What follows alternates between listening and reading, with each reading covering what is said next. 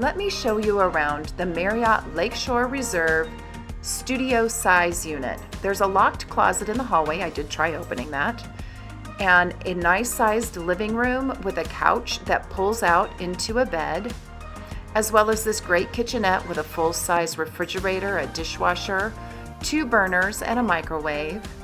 You had this great little bump out for your table that's seat 4. Our balcony actually happened to look out on the parking lot, so I didn't take you out there. This was a queen-size bed. You have a dresser, a full-size TV, as well as a closet area, and then some shelving where you can store extra things. And then the bathroom was actually quite small. It had a tub shower combination and just 1 sink. Now, if you're renting this as a studio, this would be your entire unit. There's a door out onto the hallway.